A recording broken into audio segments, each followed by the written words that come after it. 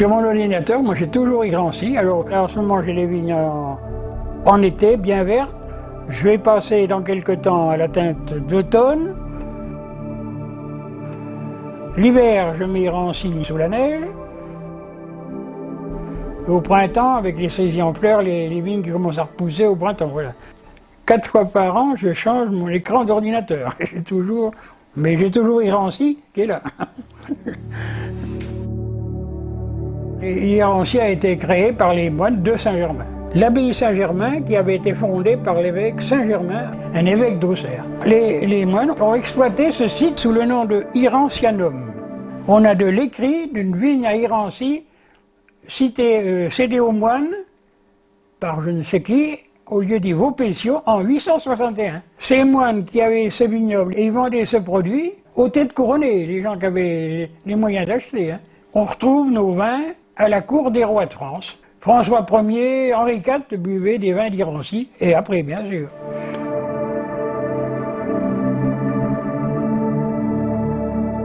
Irancy a été implanté à mi-hauteur, disons dans un amphithéâtre, ou un cratère de volcan si on veut, complètement fermé sur les vents froids du nord-nord-est, détaché du froid de la vallée, on est à 2 km de la rivière.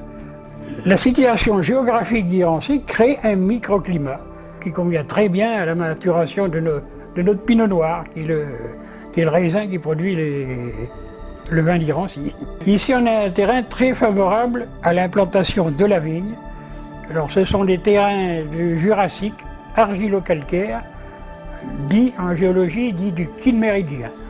Le Kinméridien, qui est la base pour avoir l'appellation, c'est le même qu'à Chablis, mais avec des nuances, puisqu'ici ils ont trouvé que c'était favorable, et c'est vrai, favorable au pinot noir pour faire du vin rouge.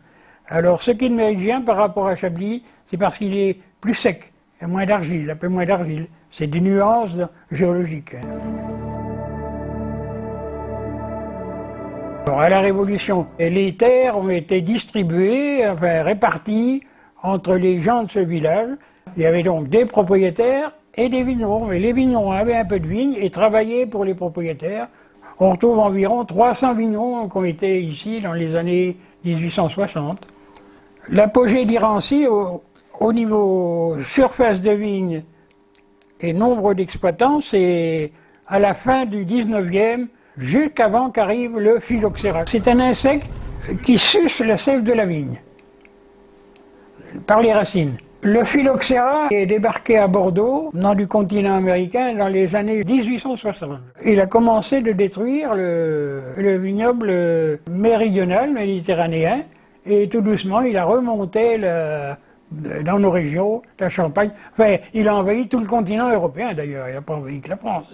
Toutes les vignes européennes y ont passé. De mes 600 hectares de vignes que j'avais trouvées en 1870, on est descendu à 150.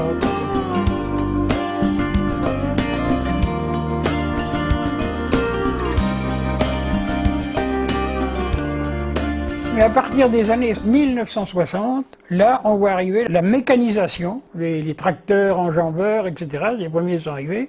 Et après, pour la commercialisation du vin, les gens des villes sont venus dans les caves acheter le vin et les vignerons sont mis donc à le mettre en bouteille pour satisfaire cette clientèle qui venait dans les caves. Voilà. Irancy est redevenu un village complètement vigneron, comme il était en 1870.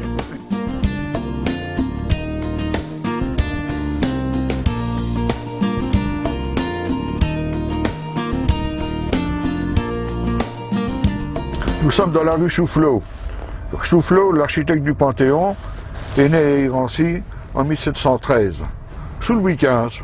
Soufflot s'est suicidé lors de l'inauguration du Panthéon suite à une remarque désobligeante du roi, en croyant que ses calculs n'étaient pas toujours très bons, mais en fait, ça s'est avéré que jamais rien n'a bougé. Il avait très très bien construit son chef-d'œuvre. C'est formidable d'habiter à Irancy. Moi, je ne me lasse pas de regarder mon village. Si je pars d'Irancy, c'est pour 8 jours. Et je suis parti, je m'ennuie déjà. On est bien à Irancy. On est heureux, on se côtoie, on fait des fêtes. On passe des moments fabuleux dans nos souterrains. Mon père a été le premier à acheter une machine à vendanger en 1983. C'était une machine qui méritait bien sûr des améliorations, mais depuis, on a continué comme ça.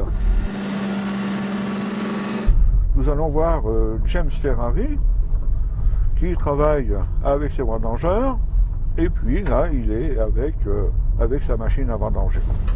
Les machines qu'on utilise aujourd'hui pour récolter, ce sont des enjambeurs qui décrochent de la grappe ce qui est l'essentiel, ce qui va faire du vin, c'est le grain de raisin et son jus. Il y a aussi des exploitations qui continuent de travailler, de récolter manuellement et en annexe avec la machine à vendanger.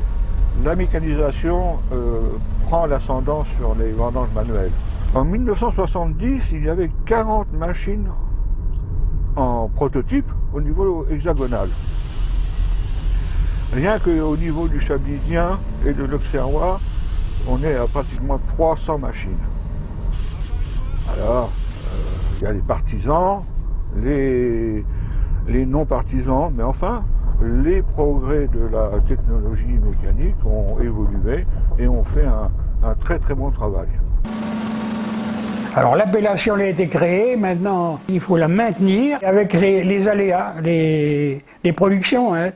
On subit quand même des gelées de printemps qui des fois font des gros dégâts. Hein. Ici en 2018, on est en train de rentrer une année, je dirais, exceptionnelle. À peu près comme 1947. C'était ma première vendange, ça a été une année exceptionnelle, comme je pense qu'ils sont en train de rentrer là aujourd'hui. Le principal, c'est de faire un vin de très bonne qualité, ce qui est le cas. D'ailleurs, si on vend bien notre vin, qu'il y ait des gens qui viennent, c'est parce qu'ils le trouvent bon.